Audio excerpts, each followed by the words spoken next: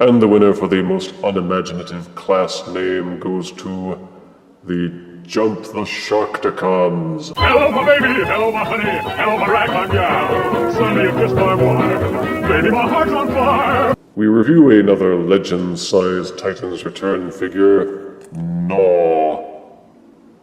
In the 1986 Transformers movie, some of the characters, the names escape me, wound up on a planet called Quintessa, seemingly ruled by spinny, five-faced tops called Quintessons. They seemed to exist for no other reason than to capture anyone who came to their planet, put them on trial, declare them innocent, then dump them into a pool of piranha-like robots and watch them die.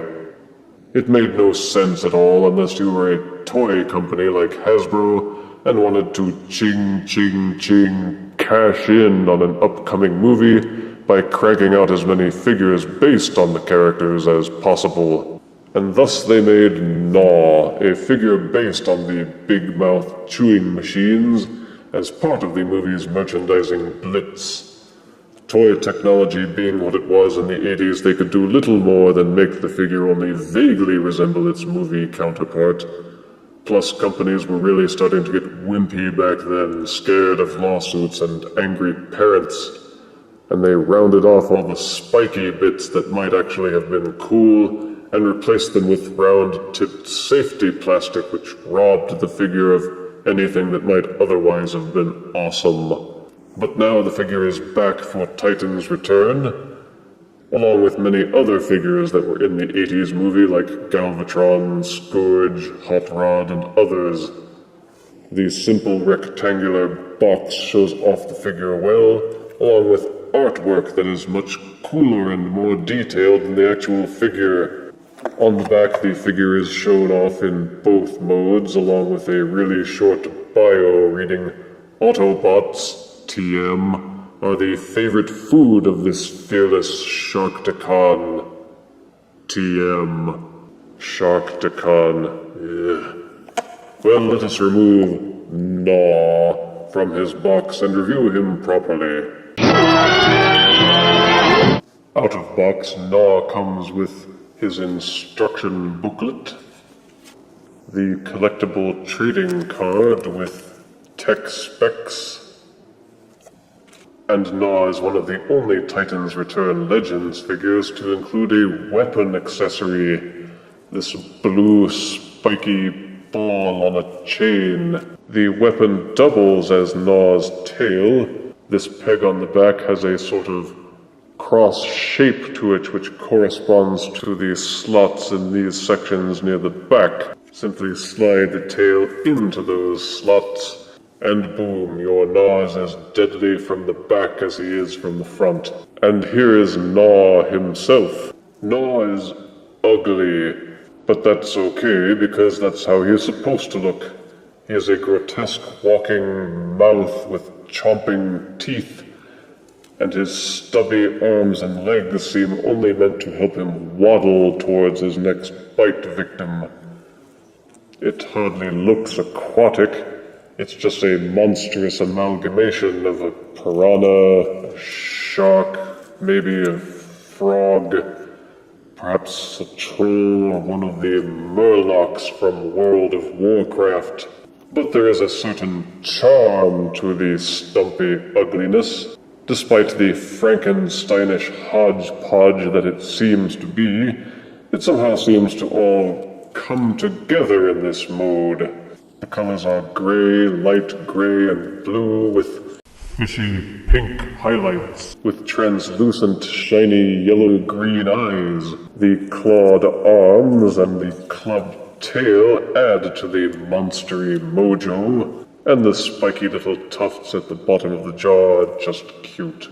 If there are any complaints to be made, it's that the mouth will not close all the way. But given the engineering, it's surprising that they were able to get any mouth articulation at all. The robot hands stick out from the backs of the feet, which is pretty lame. As a beast former of sorts, Gnaw has an articulated alt mode. These claw arms will do a full swivel rotation, until they bump into the rear legs, that is. The rear legs are ball-socketed where they join into the shark body, and they will also do a full rotation, as well as splaying in and out. The knee of the shark monster leg is also ball-socketed and will hinge nearly 180 degrees. They will also rotate in and outwards on the ball socket. But the legs are so short and stumpy that you can't really do much with them besides pick out a nice squatting pose and put Gnaw into that. The lower jaw will hinge downwards and open quite a bit. These interior teeth serve as a sort of brake pad for the lower jaw to keep it from swinging in too far. And the upper jaw will also swivel slightly forwards and backwards so you can open his mouth really wide. Moving the upper mouth too far forwards will expose this gap, but as long as you look at it only from the front, you can pretend that it isn't there. The figure is topped off with a blue dorsal fin which will stick up while he is feebly trying to dog paddle towards you. I would like to have seen a smoother transition from the rear of the robot shark into its tail section, but given the limits in the design, this is probably the best that one could hope for. If you think that ugly is cute, you will not be disappointed with Gnaw's alt mode. Open the shark mouth relatively wide, and in the lower jaw you will see these two dots which stick up slightly. These correspond with the holes in the base of almost every Titan's Return head figurine. Plug those holes into the pegs, and the figure will seat in relatively firmly. Pose the figure in a sort of seated pose. Close the jaw, and you can have Gnaw eat the Titan Master head. Ha ha ha ha. Nom nom nom nom. To transform Gnaw into his robot mode, first start by removing the tail accessory from the back. Looking inside the mouth, you will see that this light gray section and this darker gray section above it are pegged together with these tab and slot combos. Unpeg it from the back and fold it backwards, and then separate the top of the robot jaw, which pegs together with these groove and slot combinations. Separating these two sections will allow you to rotate the legs backwards without bumping into the dorsal fin. Flip the lower jaw section downward to form the robot's collar. Flip up the head section and rotate the head so that it is facing forwards. Tilt the shark fin so that it is lying flush against the back. Take the shark legs. You will see an accordion hinge inside the body section, and flip them forward until they lock upwards into the robot's shoulders. Repeat for both sides. Flip the shark legs downwards to form the robot's shoulders, and rotate the elbow sections so that the robot fists are facing forwards. After that, rotate the shark head sections so that they are more or less lying level against the backs of the robot heels. Rotate the monster shark arms so that they are pointing upwards and sort of lying against the robot thighs. And here is Gnaw in robot mode. The robot mode is equally ugly as the shark mode, but somehow almost equally charming. It maintains a kind of orcish appearance, being squat and ape-like with a rotund body. Nothing much changes in terms of the color schemes, and the body is nicely detailed. The head is somewhat reminiscent of Brawn or Man-at-Arms from the Masters of the Universe series, with a kind of football helmet and a piggish face. The forearms carry over the problem from the shark mode, in that the shark mode feet are now sticking out from the back of the robot hands, and the monster arms are just hanging off the sides of the legs with nothing really done to conceal them. You can fold them backwards to make them less visible, but that's still a pretty lame way of dealing with it. The legs themselves have a kind of curve to them that you can't really get rid of. The knee rotation joint just stops here, so Gnaw will always have to kind of look like he is leaning backwards. You can still jam a Titan's Return head into the pegs molded inside the shark jaw, which has become the robot's shirt collar. The question, of course, then becomes, why would you want to? The flail weapon accessory will plug into either one of the robot hands, making your robot Gnaw look even more medieval. Gnaw has some rather visible gaps in the back, and even just looking at it from the back at all reveals a whole lot of problems, including the very visible shark head with the arms, this huge gap which doesn't fill with anything except for the dorsal fin, and these very hollow thighs. The shark kibble is very poorly concealed.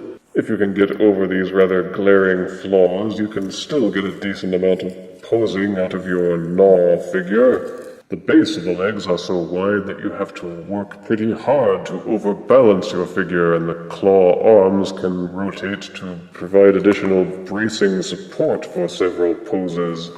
Run, Gnaw, run!